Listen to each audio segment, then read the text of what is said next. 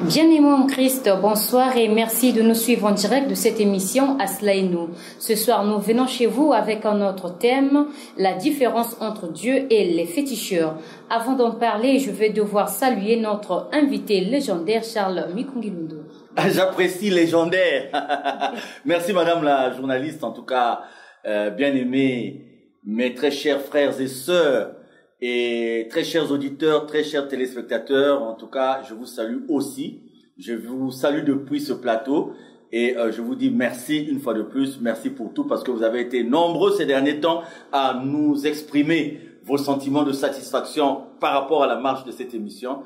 En tout cas, c'est pour la gloire de Dieu parce que toute gloire appartient à Dieu. Merci beaucoup, madame la journaliste. Merci à vous aussi, Papa Charles. Vous venez droit de faire la route, votre état d'âme. Voilà, donc nous venons à peine d'arriver. Vous savez, nous étions de l'autre côté de Louvakou là-bas et nous étions dans la perspective d'une rediffusion. Nous nous sommes dit pour la confiance que nous accordent les auditeurs, les téléspectateurs, donc il a fallu faire la route.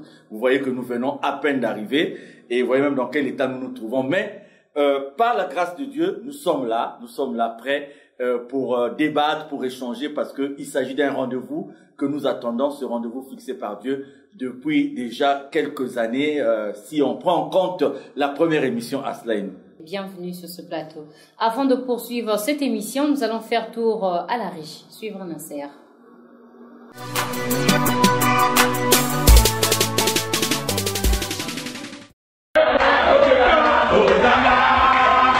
Jésus n'aime que les billets. Jésus n'aime pas les jetons. Mais Jésus n'aime pas les jetons. Alléluia.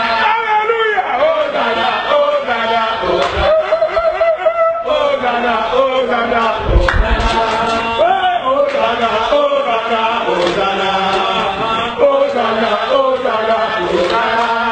Jésus adore les billets. Oh, Jésus n'aime pas les jetons.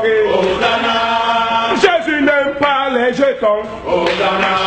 Oui, Jésus adore les billets.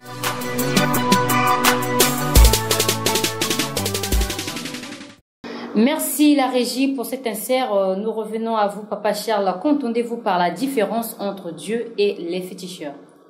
Madame la journaliste, le thème est très important. Le thème est aussi délicat, mais il mérite d'être débattu parce que, avec les temps qui courent, nous avons parlé la dernière fois de la remise en question de certaines vérités. Nous avons parlé aussi de l'Église qui est à la croisée de chemin. En tout cas, aujourd'hui, il n'y a qu'un aveugle peut-être, et ce n'est pas là une façon pour moi de me moquer de nos frères, nos sœurs qui sont dans cette situation dont je parle, d'une expression comme pour dire, c'est refuser de voir, ou refuser d'entendre, ou entendre et refuser de comprendre, parce que les faits sont là, qui prouvent que vous et nous avons transformé notre relation avec Dieu. Nous avons peut-être aussi imposé une relation avec Dieu qui n'est pas la relation voulue avec Dieu. Et aujourd'hui, notre façon de prier, notre façon de louer, notre façon d'adhérer à ce qu'est de Dieu ne reflète pas la vérité de Dieu. Alors donc, terre à terre, aujourd'hui, nous allons parler de la différence parce que beaucoup d'entre nous, nous sommes arrivés à cette étape où nous avons transformé Dieu en féticheur. En fait, Dieu n'est plus Dieu pour nous. Il est Dieu parce que l'homme ne peut pas changer Dieu. Mais en fait, dans les relations actuelles, dans les comportements actuels des uns et des autres, nous nous rendons compte qu'il y a longtemps que nous sommes sortis du droit chemin et Dieu n'est plus pour nous le Créateur. Dieu n'est plus pour nous le gouverneur de toutes choses. Dieu n'est plus pour nous la divinité suprême pour laquelle nous basons les 3 vertus théologales qui sont la charité, la foi et l'espérance. Donc nous avons chosifié Dieu. Nous avons en quelque sorte réduit Dieu à une relation qui fait que la confusion règne autour de la conception de la divinité par rapport à Dieu et des fréquentations que nous avons l'habitude de faire. Nous avons parlé de féticheurs, mais par féticheur, on peut englober, c'est-à-dire magicien, voyant, charlatan, etc., etc. Donc, je pense que avec la marche actuelle de ce monde, avec ce qui est ressorti des scandales auxquels on assiste à gauche et à droite dans le milieu de la prière, il convient aujourd'hui de rappeler, parce que c'est pas à nous, ce qui a été sera, ce qui sera a été. Donc nous n'allons pas dire ce qui est de nous, mais nous allons rappeler ce qui est de Dieu pour que les uns et les autres nous puissions nous ressaisir. Nous sommes partis sur un plan général, nous avons parlé de l'église, à la croisée de chemin. Nous avons parlé de l'église, nous avons parlé de la remise en question. Donc, quand nous allons dans le général, nous revenons par la suite à la particularité, c'est-à-dire à la relation de chacun de nous, à la compréhension de la spiritualité de chacun de nous. Donc voilà, aujourd'hui nous voulons parler de cette différence pour que nous mettons Dieu à sa place, ou alors que nous remettons Dieu à sa place de Dieu, et que nous cessions de confondre et de prendre certaines habitudes que nous avions, des habitudes qui sont issues de nos fréquentations de certains milieux, et de prendre ces habitudes et de les déporter, ou alors de venir avec ces habitudes au niveau de l'église. Merci une fois de plus, Papa Charles. Pour nous permettre de souffler un tout petit peu, nous allons une fois retrouver Merveille Massi.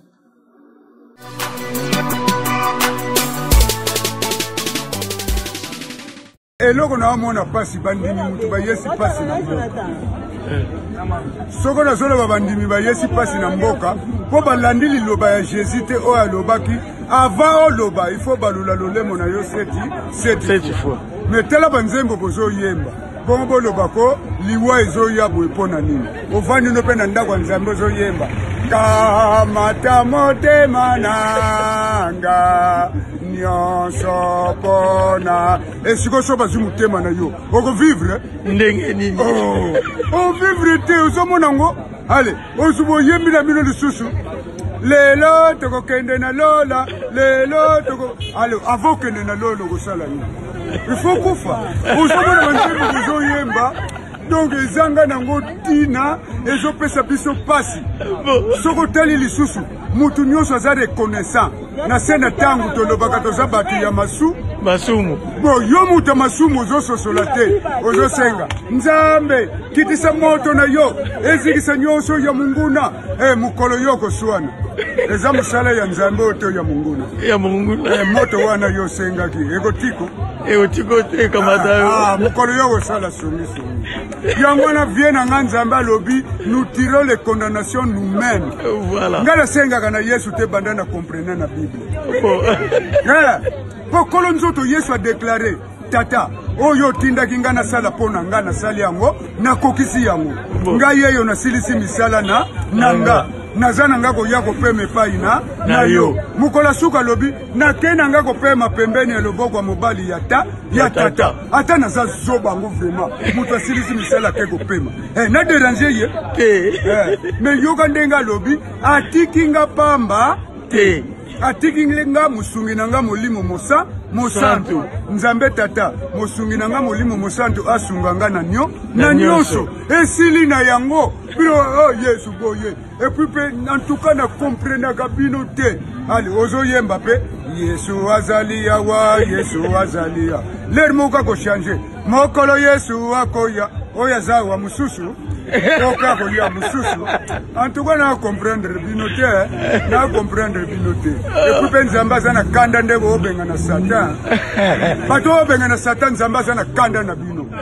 Boya lobi oyo ya tie motote akoki kolongola ya yango nana tia satana nzambe bosikoyo satana na longoli yo nzambe akosepela na ye tososola biso nde moto toza na probleme ya kokima misala ya satana moko na moko so tokimi misala ya satana satana akufi soni bolobaka boniati satana oyo tobwaki ye bisika bikauka eske soko osali songisongi place nini okaniati lisatana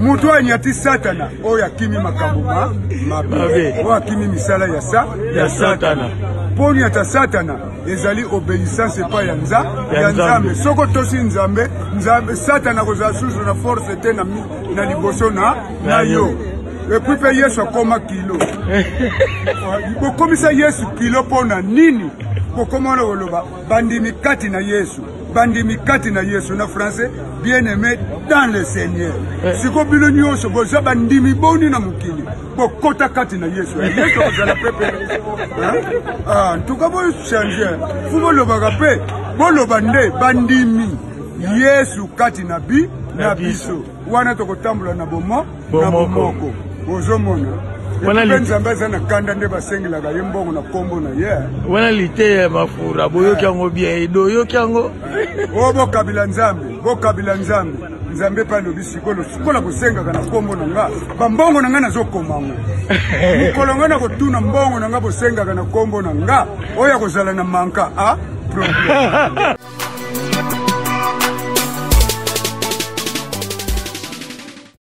Grand merci, Merveille Massy. Papa Charles, nous venons de suivre tout de suite ce deuxième insert. Qu'est-ce que cela vous inspire?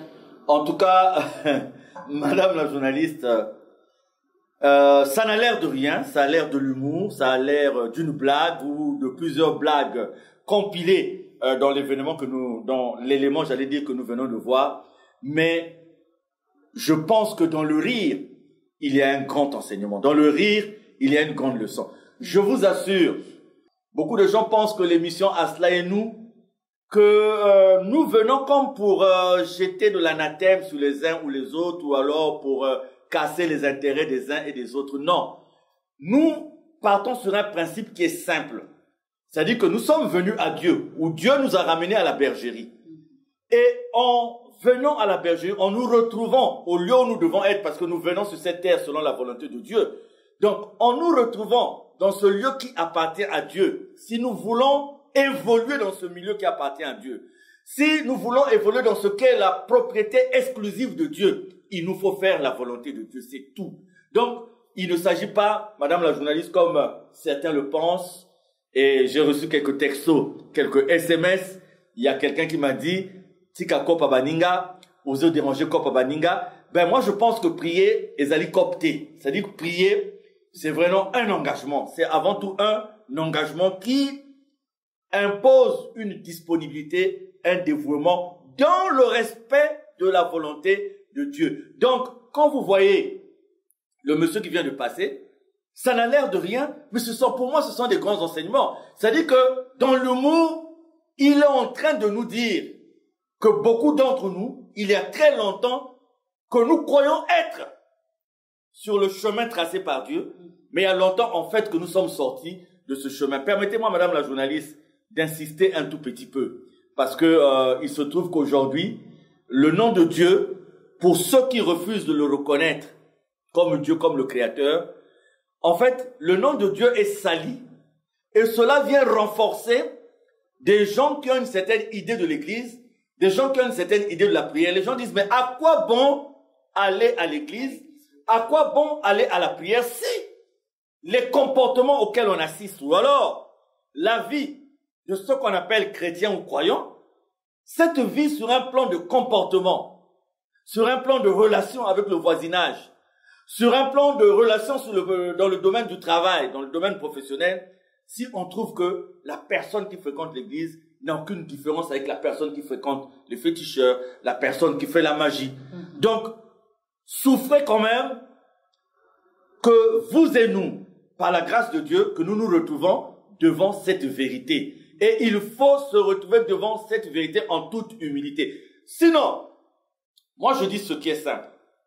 Si nous avons érigé les lieux de prière pour un motif autre que celui qui consiste à répondre à la volonté de Dieu, là, nous avons le plein droit de refuser la vérité. Parce que nous savons déjà que X a ouvert son église parce qu'il y a un intérêt particulier. Y a ouvert son église parce qu'il y a un intérêt particulier. Mais si nous pensons que nous sommes mus par une onction, que nous sommes mus par une vocation sincère, légitime de la part de Dieu, alors il faut aussi accepter que de temps en temps, que les uns ou les autres nous rappellent certains détails qui viennent en fait démontrer le fait que nous sommes en train de nous écarter un peu de la voie tracée par Dieu. Et c'est là un recours tout à fait légitime pour toute personne qui aspire à la vie éternelle, pour toute personne qui aspire à une relation sincère avec Dieu. Alors, selon vous, comment peut-on définir nos rapports actuels avec Dieu? Madame la journaliste, je reviens toujours sur ce qu'a dit ce grand prédicateur là-bas de l'autre côté de l'Occident. J'ai cherché le monde, je l'ai trouvé dans l'Église. Et quand j'ai cherché l'Église, je l'ai trouvé dans le monde. Alors, il y a certains phénomènes aujourd'hui qui réduisent un peu les rapports de l'homme avec Dieu à des simples rapports de camaraderie. Or, Dieu nous dit, au commencement il est, au commencement était la parole. Et Dieu nous dit que celui qui nous crée à son image et à sa ressemblance. Donc, celui qui accepte ce retour à la bergerie, parce que nous revenons à Dieu par sa grâce, ça il faut le dire en passant. Celui qui reconnaît ce privilège d'être revenu à la bergerie par la grâce de Dieu, Madame la journaliste, il doit aspirer à la vie éternelle. Et aspirer à la vie éternelle, c'est adhérer au principe de Dieu, Dieu qui est le chemin, qui est la vérité, qui est la vie. Alors aujourd'hui, avec la précarité, aujourd'hui avec la misère, avec l'égoïsme, avec la jalousie, avec la haine, avec l'envie, l'homme pense qu'il doit gagner de ce qui est sur la terre en demandant à Dieu. Donc, c'est vrai, Dieu veut de notre bonheur puisque Dieu dit qu'en étant avec lui, nous avons ce bonheur non pas pendant notre vie ici sur cette terre, mais aussi là-bas. Mais il y a une confusion autour de ce bonheur dans ce sens que beaucoup utilisent Dieu pour la satisfaction de ce que j'appellerais certains intérêts égoïstes, certains intérêts mesquins. À partir de ce moment, on ne va plus à Dieu pour connaître Dieu, pour accepter Dieu, pour accepter de faire sa volonté et à l'issue avoir la vie éternelle. Mais on va à Dieu parce que on s'est fixé un objectif, que je vais à Dieu pour avoir un mari, je vais à Dieu pour avoir une femme, je vais à Dieu pour avoir un enfant, je vais à Dieu pour avoir un travail, je vais à Dieu pour etc., etc. Quand on va à Dieu dans ces circonstances-là, quand on n'a pas la satisfaction de ce qu'on cherche auprès de Dieu, eh bien, qu'est-ce qui se passe? On peut être animé par une vocation d'aller ailleurs, où on a eu l'information que là-bas, on peut avoir un enfant, on peut avoir une femme, et quand on a commencé à le chercher par Dieu ou avec Dieu, eh bien, on glisse, et en glissant, comme on a la honte, on ne veut pas que les autres qui nous entourent puissent savoir ce que nous sommes devenus, eh bien, on continue de fréquenter les lieux de prière, alors qu'il y a longtemps qu'on est allé vers les mbikoudis, vers les magiciens, vers les ceci, cela. Alors, les rapports d'aujourd'hui que nous avons avec Dieu, je ne dirais pas que tout le monde est dans la boue. Il y a des chrétiens, il y a des hommes, il y a des femmes, il y a des jeunes, il y a des vieux, aujourd'hui, qui font cet effort. Au-delà de tout ce qu'ils peuvent rencontrer comme en termes de persécution, en termes de tribulation, en termes d'humiliation, en termes de pénurie, en termes d'injustice. Malgré tout cela, ils font l'effort d'être avec Dieu parce qu'ils ont la leçon de l'histoire qui leur dit que rester avec Dieu, c'est aussi subir ce qu'on a à subir, mais la finalité, c'est donc obtenir cette grâce de Dieu. Donc aujourd'hui, malheureusement, peut-être en termes de pourcentage, nous ne jugeons pas, mais très peu aspirent à cette intimité réelle avec Dieu pendant que le grand nombre est, lui, en train de vagabonder, de faire une transition simpliste entre ce qui est du monde et ce qui est de Dieu. Comme vous venez de le dire, qu'est-ce que Dieu attend de nous et qu'est-ce que nous attendons de Dieu, Papa Charles? Vous savez, Dieu dit, il est esprit. Et ceux qui veulent l'adorer doivent l'adorer en esprit et en vérité. Donc, Prier, revenir à Dieu, c'est de le reconnaître d'abord. Dans Exode, quand on nous parle de toutes ces lois qui sont édictées par Dieu, dans Exode, quand on nous parle des commandements, eh bien, le principe premier, c'est de reconnaître Dieu comme créateur, comme gouverneur de toutes choses, et de reconnaître cette jalousie que Dieu a chaque fois que nous oublions qu'il est le créateur pour aller nous donner dans les mains des petites puissances qui sont des créatures de Dieu. Donc, Dieu attend de nous aujourd'hui qu'on puisse le reconnaître en tant que Dieu. C'est-à-dire que aujourd'hui, si nous venons à Dieu, donc nous devons d'abord, même si nous venons à Dieu, parce qu'il y a différentes façons pour venir à Dieu. On peut venir à Dieu de par la maladie, de par un accident, de par ceci, cela, un problème, une difficulté. Mais quand on vient à Dieu, il faut d'abord oublier la raison charnelle, matérielle, physique qui a fait que nous puissions venir vers Dieu pour le reconnaître d'abord comme étant le Créateur. Pour reconnaître Dieu et demander à Dieu de faire sa volonté. Parce que chacun de nous a son destin forgé par Dieu. Et Dieu nous envoie sur cette terre pour une mission donnée. C'est quand nous arrivons sur cette terre, qu'en embrassant les plaisirs, les passions, les désirs de ce monde, que nous nous écartons donc de la volonté primaire, qui était cette volonté donnée par Dieu, voulue par Dieu pour notre destin. Et donc, ce que Dieu veut, c'est de le reconnaître d'abord en tant que Dieu, et d'être avec lui, ce qu'on appelle en anglais un absolute surrender, donc de quelqu'un qui s'est totalement rendu. Et même si tu étais venu parce que tu étais conduit par la maladie, même si tu étais venu parce que tu étais conduit par la recherche du boulot, eh bien tu oublies d'abord tout ça pour accepter la volonté de Dieu. Voilà ce que Dieu attend de nous, c'est le reconnaître en tant que Dieu, de l'aimer plus que tout autre et d'aimer son prochain comme si on était en face de Dieu. Merci une fois de plus, Papa Cher, chers téléspectateurs et auditeurs de la RTAOPH. Le thème de ce soir, la différence entre Dieu et les fétiches. Notre invité nous en parle davantage et n'oubliez pas d'apporter votre contribution. Revenons à vous, Papa Charles, par rapport au thème de ce soir. Quelles sont les raisons qui poussent certains à consulter des féticheurs? Bon, il y a d'abord un problème culturel. Il y a un problème de civilisation. Vous savez que nous sommes issus de coutumes dont on a dit pendant longtemps qu'elles étaient beaucoup plus attachées aux mânes, aux choses de la terre, etc., etc.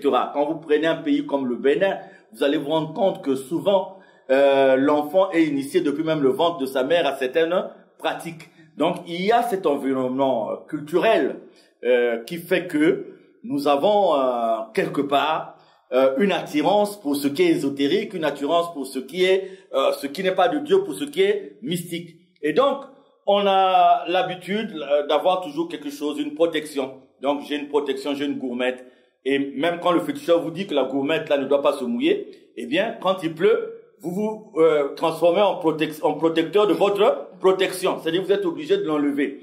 Donc, il faut une petite marmite quelque part. Vous savez, il y a eu un temps où, par exemple, chez nous, il fallait prier avec des bougies. Il fallait prier. Donc, l'homme avait besoin d'un support, d'un support extérieur pour pouvoir sentir la présence de Dieu. Et donc, c'est pour cela, il faut bénir l'eau, il faut faire ceci. Les gens sont restés, vous voyez, les gens sortis de l'église avec le matin, avec des bidons d'eau et tout. Donc, l'homme est resté du point de vue du poids culturel que nous avons, l'homme, la femme, nous sommes restés donc dans cette conception de la relation avec Dieu. Or, dès lors que Dieu nous dit qu'il est esprit et que ceux qui veulent l'adorer doivent l'adorer en esprit et en vérité, ce qui revient à dire que la relation avec Dieu, elle est ressentie de façon directe, du cœur de chacun de nous qui est le temple de Dieu, directement à Dieu lui-même. Donc, les raisons, il y a d'abord, donc, du point de vue culturel, cet héritage que nous avons chacun de nous, mais il y a aussi le fait qu'aujourd'hui, il y a l'impatience. Vous savez, il y a 3 vertus théologales, je l'ai dit tantôt, il y a la foi, il y a la charité, il y a la persévérance. La foi, c'est cette croyance en Dieu, parce que le féticheur, vous irez le voir par rapport à ses gris-gris, par rapport à ce qu'il a pris. Il va vous montrer que quand il a mis votre photo quelque part, la fumée est sortie. Et vous, en regardant la fumée, vous avez comme la conviction que le travail qui a été fait, il est bon. Dieu, vous ne verrez peut-être pas la fumée. Donc, Dieu, vous ne verrez peut-être pas les patati patata que le féticheur est en train de faire. Et par rapport à ça, si vous n'avez pas la foi, vous rentrez dans le doute. Or, le doute, c'est un ennemi. C'est-à-dire dans la relation avec Dieu, le doute est un ennemi. Madame la journaliste, il y a des moments, le matin, quand je fais ma marche sur la nationale, je m'arrête un moment, je regarde le ciel et je dis ceci, Seigneur, par rapport à tous les témoignages qu'il y a dans ma vie, je ne devais pas être quelqu'un qui devait avoir le doute de temps en temps dans ce cours. Or, le doute, c'est aussi une arme que le diable utilise, une arme qui parfois peut être très très dévastatrice. Parce que quand vous êtes dans le doute, vous courez le risque de rompre la relation avec Dieu. Et à partir de ce moment-là, tout est donc, il y a, quand vous n'avez pas la foi, cela fait que vous perdez aussi la patience. Or, la persévérance, c'est croire à ce qui est promis, mais que vous n'avez pas encore vu. Donc, le manque de foi, le manque de persévérance conduit les chrétiens et les chrétiennes à aller consulter là où il ne faut pas. Parce qu'ils se disent, ah non, avec Dieu ça tarde. Voyez, je vous prends un exemple. J'ai un ami, avant qu'il y ait le système bien aménagé qu'il y a actuellement au niveau du port, au niveau des douanes, j'ai un ami qui a pris une voiture au port. Il est sorti avec la voiture et quelque part vers la gare, il y a un camion semi-remorque qui sortait, qu'il a pris. Et donc, il a eu la vie sauve, certainement grâce à Dieu, mais la voiture qu'il venait de prendre, donc il n'était même pas encore assuré et tout, dans l'ancien système, c'était comme ça se passait, la voiture est partie. Or, ce frère-là, s'il demandait à Dieu, dans ses prières, que Dieu lui donne une voiture, bon, Dieu, dans sa vision, peut voir que cette voiture peut causer un accident à mon fils. S'il a cette voiture maintenant là, la voiture ne va pas lui apporter bonheur, paix, stabilité, parce que même si c'est pas un accident, il le mettra peut-être taxi, il trouvera un chauffeur vraiment qui a le vent en poupe, comme on dit. Donc le gars qui ne souffre pas des AVC va commencer à souffrir des AVC. Donc Dieu voit ce que nous ne voyons pas. Parce que la vie, c'est quelque part de l'occultisme invisible. Dieu voit ce que nous ne voyons pas. Alors qu'est-ce qui se passe? Vous allez vous plaindre, vous n'avez pas la voiture. Vous pouvez dire, ah non, Dieu ne m'écoute pas. Dieu n'exauce pas ma prière. Et si vous n'avez pas la patience, si vous n'avez pas le discernement surtout, quelqu'un va vous dire, ah non, tu sais, au fond de Ngoyo là-bas, il y a un monsieur, il te fait ceci, cela, demain tu as ça, tu as la voiture et tout, et voilà, facilement, tu vas te mettre là-dedans. Donc, manque de foi, manque de persévérance, j'ai parlé aussi d'un héritage culturel, mais aussi, il y a des phénomènes de la vie actuelle dans notre société qui poussent les gens à aller vers là où ils pensent avoir un résultat rapide. Par exemple, la jalousie va faire que tu perds la patience d'attendre de Dieu parce que tu vas avoir la voiture que l'autre a. Tu veux avoir le mari que l'autre a. Ah, voilà, depuis que Irène s'est mariée, sa vie a changé. Mais moi, depuis que je suis avec Rigobert, ma vie n'a pas changé. Et quand tu n'as pas cette conception pieuse de la vie, eh bien, tu vas aller attraper ce qu'il ne faut pas attraper. Donc, dedans, il y a aussi l'envie, il y a la jalousie, il y a l'orgueil qui peuvent nous pousser à aller adhérer à certaines choses au détriment de la patience que Dieu exige de nous. Est-ce que certaines pratiques dans certaines églises ne contribuent-elles pas à faire ressembler Dieu à un féticheur, Racha? Bon, beaucoup d'auditeurs, de téléspectateurs vont peut-être s'étonner de ce que je vais dire tout à l'heure. Vous savez, moi, je suis arrivé à une conclusion quelque part dans mes réflexions, dans mes analyses. Je me suis dit, est-ce que quelque part, l'Église ne tue pas la véritable foi des individus? C'est-à-dire l'Église telle qu'elle est, telle que nous la concevons aujourd'hui. Je prends un exemple. Charité bien ordonnée commence par soi-même. Vous savez, dans le Zolo, dans la doctrine de Guy-Émile Oufouas-Setukwabo, il y a ce qu'on appelle la biramycine. La biramycine, elle est claire. Quelques gorgées. Il arrivait que le maître lui-même donne une bouteille. J'ai dernièrement, il y a eu un frère à nous qui était à l'hôpital de Louangili qui souffrait d'un AVC hémorragique. Nous lui avons donné la biramycine. Donc, la consommation de la biramycine est bien claire au niveau de la doctrine de Guy-Émile Oufouas-Setukwabo. Mais vous allez voir aujourd'hui que le fait d'avoir cette ouverture dans le Zolo, de consommer de l'alcool, beaucoup de gens sont allés maintenant dans le dépassement même de la conception. Et aujourd'hui, j'étais en train d'écrire un document sur le constat que j'ai fait sur des jeunes qui ont confondu donc cette conception de Guy-Émile Oufouas-Setukwabo par rapport à la biramycine et qui, chaque fois qu'ils se retrouvent dans un lieu de prière, se mettent à côté en train de consommer de l'alcool, ce qui nous vaut d'ailleurs les critiques que nous avons à gauche et à droite. Et donc, l'image que ces jeunes donnent, c'est des jeunes peut-être avant qu'ils n'arrivent à Luzolo, qui ne consommaient pas de l'alcool. Mais le fait d'être venus à Luzolo, voilà, ils consomment de l'alcool. Donc, vous voyez comment l'Église peut transformer dans un sens négatif, alors que la transformation que vous et nous attendons de l'Église, c'est une transformation sur un plan positif. Là, j'ai pris un exemple à nous. Charité bien ordonnée commence par soi-même. Mais vous allez voir, demandez à un jeune homme, à un jeune enfant qui fréquente une église, dites-lui, quel métier tu voudras exercer plus tard? Il va te dire pasteur. Et quand tu lui dis pourquoi pasteur, il dit pour avoir une belle voiture, pour avoir... Non, vous voyez. Donc, quelque part, la façon de faire de l'église peut conduire, ou a pu conduire certains d'entre nous à sortir de la volonté même de Dieu. C'est ce qui est vraiment aberrant. Et quand je parle de remise en question, quand je parle de revenir au carrefour, ce sont des choses importantes parce que l'image que l'Église nous présentons aujourd'hui au reste du monde est une image négative, vraiment à 92%. Merci Papa Charles. Il ne nous reste plus que quelques minutes pour clore cette émission. Pour résumer, quelle est selon vous la différence fondamentale entre Dieu et les féticheurs? Voilà. Aujourd'hui, on ne peut pas aller chez un féticheur pour demander d'avoir la vie éternelle. Vous ne pouvez pas aller voir un féticheur pour dire « Je suis venu pour avoir la vie éternelle ». Parce que vous savez d'emblée déjà que le féticheur est une créature comme vous et que féticheur et vous, vous avez été créés par Dieu. Donc, parmi les raisons qui nous poussent à aller vers les féticheurs, il y a des choses bien précises. On va pour avoir la protection.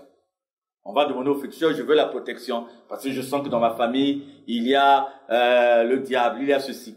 On va chez le féticheur parce qu'on a eu une maladie incurable, quelque part à l'hôpital, on a dit, bon, il y a une femme bébé là-bas, en tout cas, qui est orthopédiste. Donc vraiment chirurgie, traumato-orthopédie, elle te remet l'os. J'en ai vu des cas comme ça. J'ai vu des gens avec des fractures vraiment d'une intensité où à l'hôpital on parlerait de ceci, de cela. On a dit qu'ils ont été guéris là-bas. On va aussi, il y a certaines femmes, ça vous le savez peut-être très bien, madame la journaliste, qui vont chez les féticheurs pour un petit mot célébendé, pour que le mari ne puisse pas fouiller la maison. Il y a des hommes éjectés, etc. Dieu, on ne peut pas réduire Dieu à quelqu'un chez qui on va pour des besoins précis, pour des besoins particuliers qui sont liés à une satisfaction conjoncturelle, circonstancielle sur la terre.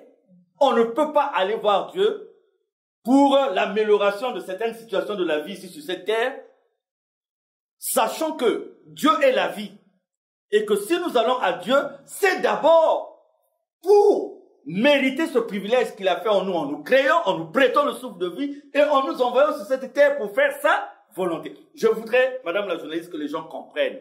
Parce que nous qui parlons aujourd'hui, nous sommes passés par là aussi. Nous avons cru qu'avoir de l'argent, c'était avoir le bonheur. Nous avons cru qu'avoir une belle femme, c'était avoir le bonheur. Nous avons cru qu'avoir une belle voiture, c'était avoir le bonheur. Nous avons cru qu'adhérer à ceci, c'était avoir le bonheur. Nous sommes passés par là. Madame la journaliste, j'ai l'habitude de dire aux gens, c'est peut-être la simplicité de la vie que nous avons. Nous sommes au moment où vous nous voyez ici, ma modeste personne, il n'y a pas un continent où je n'ai pas mis mes pieds. J'étais pratiquement dans tous les continents aussi, sauf l'Australie. Donc, on peut nous appeler des bourlingueurs. Donc, on a quand même... Nous, on n'est pas comme une sœur catholique de l'église qui est rentrée à l'église dans son état et que... Non, nous, on a connu quand même ces aspérités de la vie là. Et ce qui fait qu'aujourd'hui, avec fort de cette expérience et que nous arrivons à connaître Dieu, il y a des choses qu'on peut dire aux autres en faisant l'effort nous-mêmes de vivre ce que nous disons. Donc, madame la journaliste, aujourd'hui là, pour revenir à ce que nous étions en train de dire, Dieu, vous venez le voir pour dire, Seigneur, merci, tu m'as créé. Merci, j'étais perdu. Tu m'as ramené chez toi. Seigneur, ce que j'attends, c'est la vie éternelle. Apprends-moi à faire ta volonté, rien que ta volonté. Si en faisant ta volonté, en faisant l'effort de te servir, Seigneur, si je souffre, que ta volonté se fasse.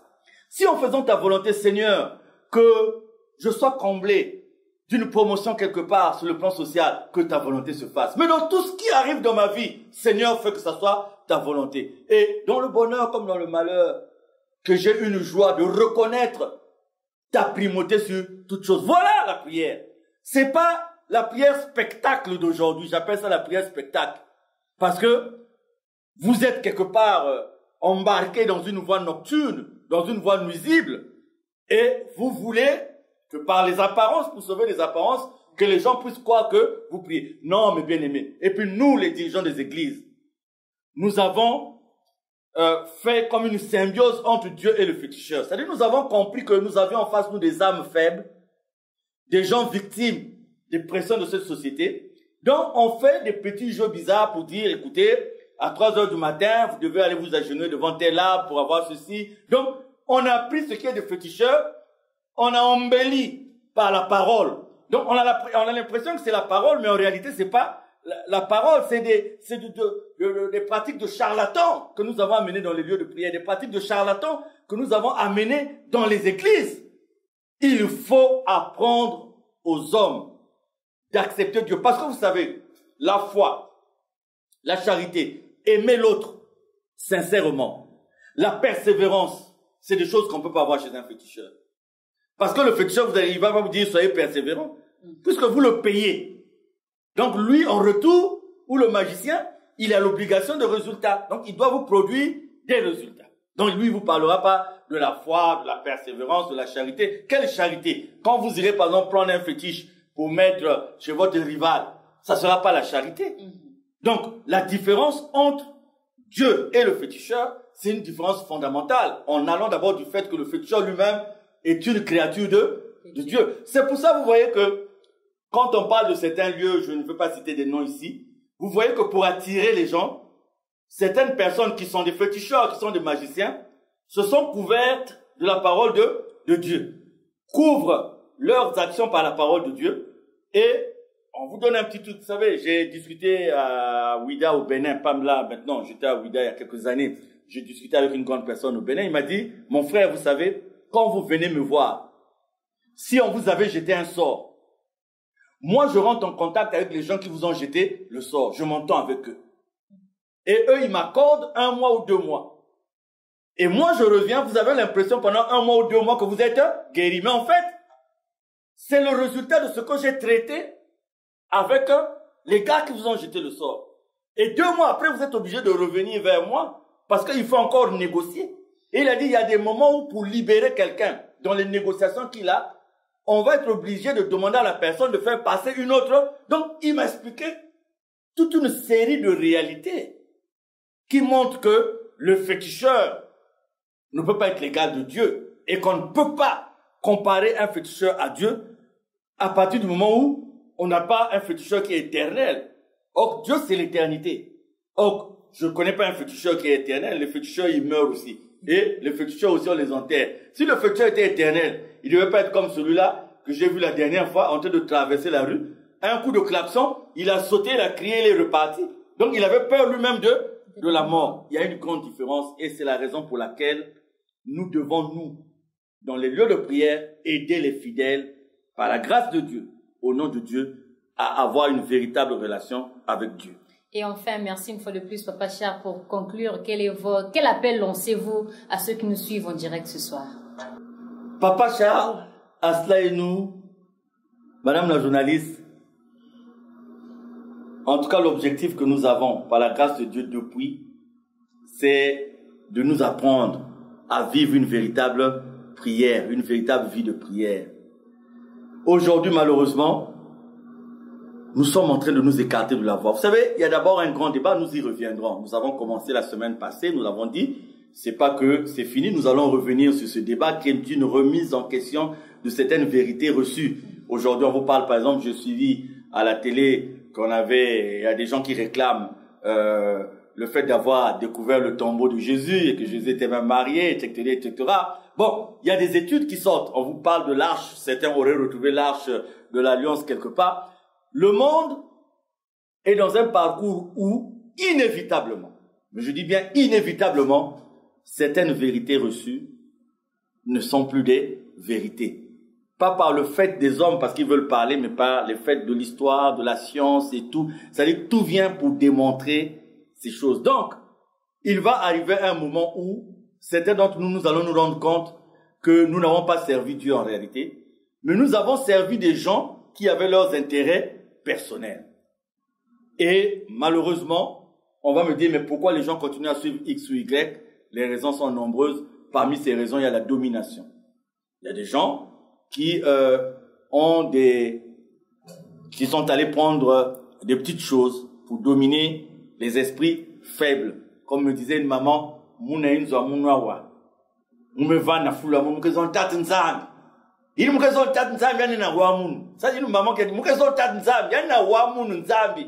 donc, elle dit, elle n'a pas besoin d'aller chercher Dieu ailleurs parce que ce Dieu l'écoute.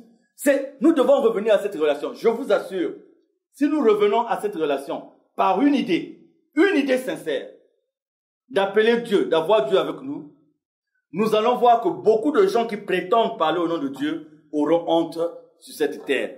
Parce que Dieu va nous révéler ce que sont réellement les uns et les autres. Et nous vivons ce temps-là où le diable cherche à monter sur un sommet qui n'est pas le sien. Et va arriver le moment où Dieu va définitivement le remettre à sa place. Est-ce que nous allons, nous autres, nous qui sommes déjà forts de cet enseignement, est-ce que nous allons attendre que ce moment arrive? Ou est-ce que nous allons prendre déjà les dispositions pour revenir au carrefour? C'est ce que je demande aux uns et aux autres. Je sais qu'il y a la misère, pas problème papa non, chacun de nous a ses problèmes. Maintenant, ça dépend. Il y en a sur le plan moral, il y en a sur le plan, voilà. Et donc, revenons à Dieu et revenons dans la bonne prière. Grand merci à vous, Papa Charles, et grand merci à vous, auditeurs et téléspectateurs de la RTOPH. C'est la fin de cette émission. Merci de nous avoir suivis. À nous revoir à la prochaine occasion.